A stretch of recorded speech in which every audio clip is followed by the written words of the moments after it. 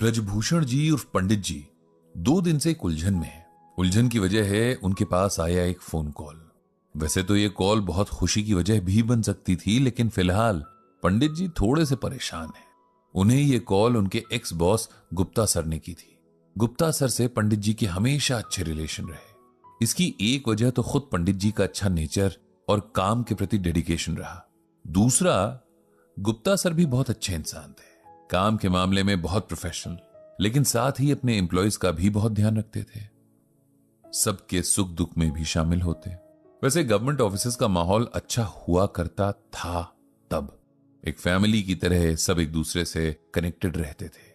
काम का प्रेशर कम हुआ करता था तो लोग टेंशन में भी कम रहते थे। टेंशन कम होती थी तो आपस में प्यार से भी रहते थे।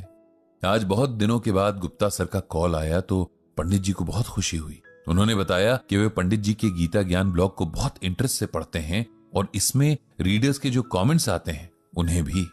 साथ ही पंडित जी जिस समझदारी से उनके आंसर्स देते हैं ये भी गुप्ता सर को बहुत पसंद आता है। बाय द वे, आप सुन रहे हैं गीता ज्ञान कुकू एफएम पर। ये ध्यान रहे। अब वापस आते हैं पंडित जी की कहानी पर। अब पंडित जी चाहे कितने भी न्यूट्रल रहने की कोशिश करें, लेकिन अपनी तारीफ पर एक स्माइल तो उनके फेस पर आ ही जाती थी। गुप्ता सर ने कॉल करने का रीजन बताया। एक्चुअली वो पंडित जी को इनवाइट करना चाह रहे थे। गुप्ता सर के बड़े बेटे वैभव ने अब्रॉड से एमबीए किया था और अब अपना काम शुरू करने जा रहा था। अगले वीक उसके ऑफिस का इनॉग्रेशन है और गुप्ता सर चाहते थे कि पंडित जी उस दिन इनॉग्रेशन में न सिर्फ शामिल हों बल्कि वैभव समेत सभी इंप्लॉयज को मैनेजमेंट और सक्सेस से रिलेटेड गीता ज्ञान भी दें। इसी बात से पंडित जी बहुत उलझन में थे। एक तरफ तो उन्हें खुशी थी कि उनके बॉस ने उन्हें इतनी इंपॉर्टेंस दी, लेकिन दूसरी तरफ उन्हें समझ नहीं आ रहा था कि वो वहां जाकर गीता से क्या सुनाएंगे, क्योंकि ये जेनरेशन, इसका काम, इसका वर्क कल्चर उनकी जेनरेशन और वर्क कल्चर से बिल्कुल अलग था। उन्हें बिल्कुल भी आइडिया नहीं था कि आजकल के खासकर प्राइवेट ऑफिसेज में क्या चैलेंजेस होते हैं, क्या टेंशन होती है, कॉलीग्स के आपसी रिलेशंस कैसे होते हैं। ऐसे में इस यंगर जेनरेशन को गीता ज्ञान देना अपने आप में एक बहुत बड़ा चैलेंज था। पंडित जी को उलझन में देखकर उनकी पत्नी सरला जी ने पूछा, ऐसी क्या बात है जिसने पंडित जी को टेंशन में ला दिया है? पंडित जी ने हंसकर कहा कि टेंशन तो नहीं, लेकिन एक उलझन है। और फिर उन्होंने सरला जी को सारी बातें बता दी। सरला जी को उनकी बात सुनते ही उनकी उलझन का सलूशन भी नजर आ गया।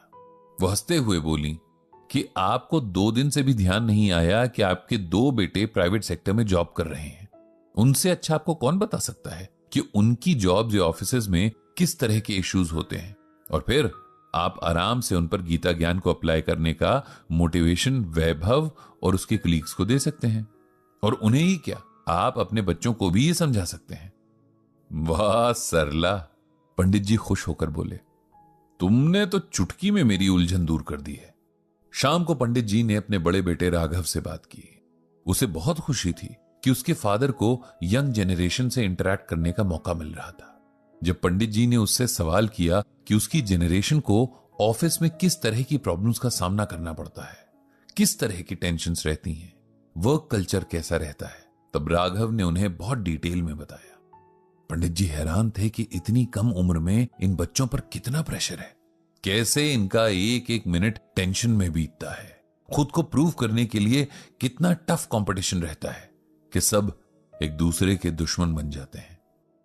राघव ने कहा, यह सब तो आज के टाइम का एक बिटर ट्रूथ है जिससे हम भाग नहीं सकते। उससे बात करने के बाद पंडित जी ने अपनी श्रीमद् भागवत गीता खोल दी।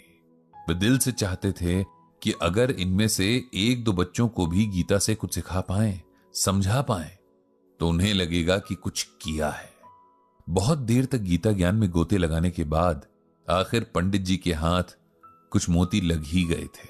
जिस दिन गुप्ता सर के बेटे के ऑफिस का इनॉग्रेशन था, उस दिन सुबह सुबह ही पंडित जी सरला जी के साथ तैयार होकर वहां पहुंच गए थे।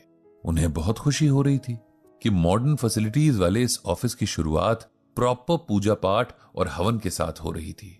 नई सोच के साथ खानदानी संस्कारों का यह जोड़ उन्हें बहुत अच्छा लगा था। जब पूजा पाठ और हवन संपन्न हो गया, तब कॉन्फ्रेंस हॉल में बैठे गुप्ता सर ने बड़ी रिस्पेक्ट के साथ पंडित जी का इंट्रोडक्शन दिया। पंडित जी झिझकते हुए आगे बढ़े और गुप्ता सर के पास पहुंच गए। उन्होंने सर को धन्यवाद कहा और वैभव के साथ सारे स्टाफ को बेस्ट विशेस भी दी। अब पंडित जी ने सबके साथ श्रीमद् भगवत गीता से चुने हुए कुछ मोती बांटना शुरू किया। प्यारे बच्चों, मुझे बहुत खुशी है कि आप लोगों ने अपनी लाइफ के बहुत बड़े स्टेप को आज लिया है। मैं भगवान श्री कृष्ण से प्रार्थना करूंगा कि आप सबको सक्सेस दें। अब मैं आपको भगवान श्री कृष्ण के कुछ वचन सुनाना चाहता हूं और उम्मीद करता हूं कि इससे आपको कुछ हेल्प मिलेगी। पहला श्लोक कुछ इस तरह से है। योगस्थः कुरु कर्माणि संग त्यक्त्वा धनंजय सिद्धये सिद्धयोः समो भूत्वा समत्वम योग उच्यते। इस श्लोक का अर्थ कुछ इस तरह से है। भगवान श्री कृष्ण अर्जुन से कहते हैं कि हे धनंजय, कर्म न करने का आग्रह त्याग कर यश अपयश के विषय में संबुद्धि होकर योग धर्म का अर्थ होता है कर्तव्य। अब इसे सिंपल वर्ड्स में समझाता हूं। हम लोग धर्म का सही मतलब ही नहीं जानते। हमें लगता है धर्म का मतलब पूजा पाठ करना, व्रत उपवास करना, तीर्थ यात्राएं करना या रोज मंदिर जाना है, जबकि धर्म सिर्फ यही नहीं है। भगवान श्री कृष्ण ने गीता में कर्तव्य यानी ड्यूटी को ही धर्म कहा है। भगवान कहते हैं कि अपनी ड्यूटी को पूरा करने में कभी यश अपयश और नफा नुकसान नहीं देखना चाहिए। इससे पहले यह क्लियर होना चाहिए कि हमारी ड्यूटी क्या है। ड्यूटी का मतलब प्रोफेशनल ड्यूटीज ही नहीं, पर्सनल ड्यूटीज भी हैं। अपने परिवार और अपनी सोसाइटी के प्रति हमारी रिस्पॉन्सिबिलिटीज तय होना जरूरी है। जब ये तय होगा तब लाइफ में हमारी प्रायोरिटीज भी सेट होंगी और हर काम के लिए बेटर रिजल्ट्स मिलेंगे और मन भी शांत रहेगा। मन में शांति होगी तो हर काम अच्छा होगा। अपनी ड्यूटीज को पूरा करते हुए कभी नफा नुकसान नहीं देखना है। अगर आपको लगता है कि आप सही हैं, तब अपना काम करते जाना है। दूसरा श्लोक इस तरह से है। नास्ति बुद्धिर युक्तस्य न च युक्तस्य भावना न चाभावयतः शांतिर शांतस्य कुतः सुखम। इस श्लोक का मतलब इस तरह है। योग रहित पुरुष में निश्चय करने की बुद्धि नहीं होती और उसके मन में भावना भी नहीं होती। ऐसे भावना रहित पुरुष को शांति नहीं मिलती और जिसे शांति नहीं, उसे सुख कहां से मिलेगा। इसे सिंपल वर्ड्स में ऐसे समझिए कि हम में से हर कोई व्यक्ति अपने लिए सुख चाहता है।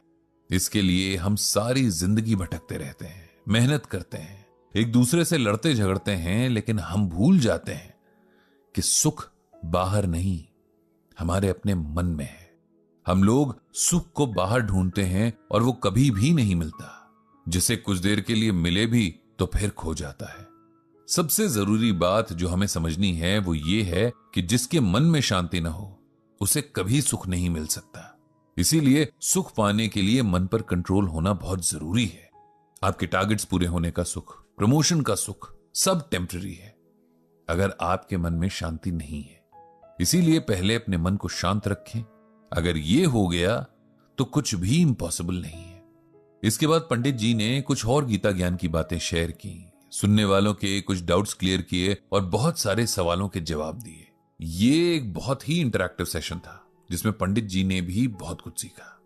जल्द फिर आने का प्रॉमिस करके पंडित जी और सरला जी वापस आ गए।